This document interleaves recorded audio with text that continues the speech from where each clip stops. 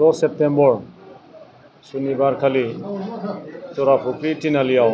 जि दाङाबाजि जादोंमोन बे दाङाबाजिखौ जोंबो बिपिएफ राजखान्थि हान्जानिफ्राय जोंबो सोंखारिदों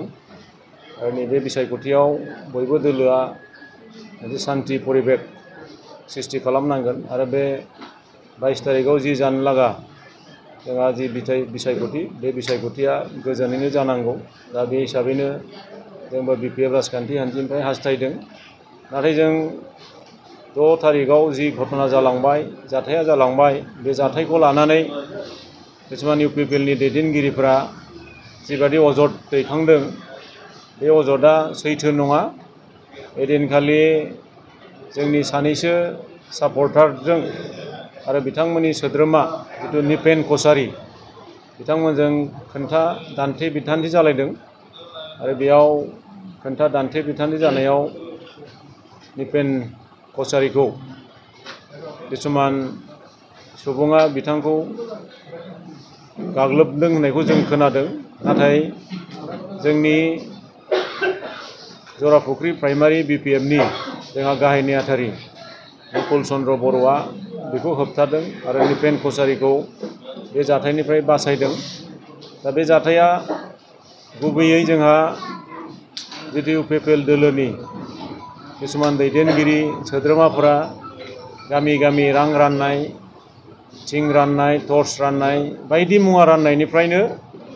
एसे दाङाबाजिया जाबाय थादों आरो ओइदिनखालिबो गोबां गामियाव थांनानै जोंहा आलमा बिथां बायदेवा गामि गामि फैसा राननाय बेफोरबायदि जोङो खबर मोननानै जोंनि सेंग्राफोरा बे रां होनायखौ होबथानो थांदोंमोन आरो बहुद जायगायावनो जोङो होबथानोबो हादोंमोन नाथाय नै फैयै फैयै मोनाबिलिनि 10 रिंगायाव जराफुख्रियाव जिबादि दाङाबाजि जाबाय बे दाङाबाजिखौ लानानै इउपिपिएल दोलोनि दैदेनगिरिफ्रा जिबादि अजद होबाय बे अजदआ सैथो नङा दिनै बेखौ जोंनि नकुल चन्द्र बर' जोंहा प्राइमारिनि नेहाथारि बिथाङासो बे जाथायखौ होबथादों आरो दिनै बिथांमोना बे नकुल चन्द्र बर' आरो बेजों लोगोसे गासै 20 जन बिथांमोननि सायाव बिथांमोना एफआइआर केस होदों आरो बे एफआइआर केस होनायनि गेजेरजों बिथांमोना जिथु गासिबो दायखौ जोंनि बिपिएफ राजखान्थि हान्जानियाव जाबसिननो नागिरनाय बे अजदआ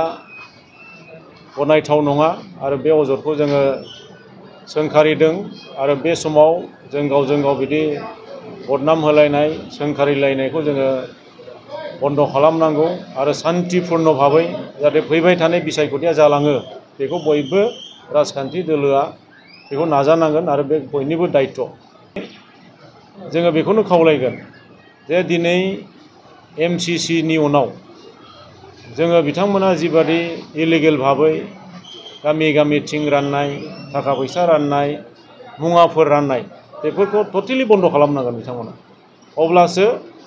जोंहा सान्थिपुर्ण भाबै बे बिसायख'थिया निश्चय जागोन आरो जों बेखौनो खावलायो बिथांमोना जुदि बेफोरबायदि मुवा बेसादखौ जुदि राननो मोनब्ला दिनै 5 बोसोर बिथांमोना बहा थांनायमोन बे समावथ' राननो हायोमोन बिथांमोना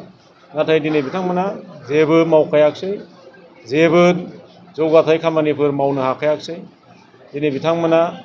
बे बिसायख'थिनि सिगां बेफोरबायदि रांनि दिनै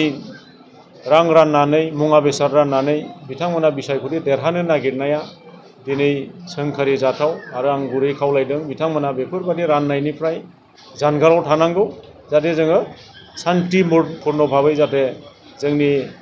बिसायख'थिया जोबलाङो बेनिखायनो आं सान्दों बिथांमोना जिफोर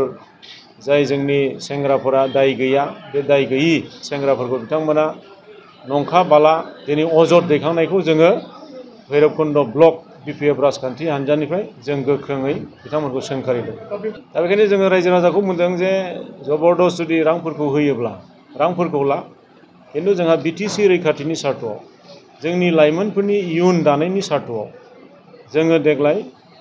हाग्रामा महिलारिखौनो जों सेभ खालामनांगोन जों बिपिएफ सरकारखौ जों लाबोफिननांगोन जों रायजो राजाखौ खावलायदों बे बोसोराव दिनै बिटिआर सुक्तिनि बबे दफाया दिनै इमप्लिमेन्टेसन जाखो बेफोरखौ जोंनि रायजो राजाफ्रा बा जोंहा लेखा गोरों लाइमोनफोरा जोंनि मेलेमजिबिफ्रा बेखौ मोजाङै सिन्था खालामनानै सिद्धान्तफोरखौ जों लानो होदों। दिनै बिथांमोना बिसायख'थिनि सिगां सिगां मुवा बेसाद राननानै रां राननानै दिनै माबायदि राजनिति खालामनो नागिरदों जोंनि दानि यां जेनेरेसन जोंनि समाजनि मेलेमजिबि जोंनि जातीय संगठनफ्रा बेखौ गोथौयै सिन्था खालामनाया मोजां।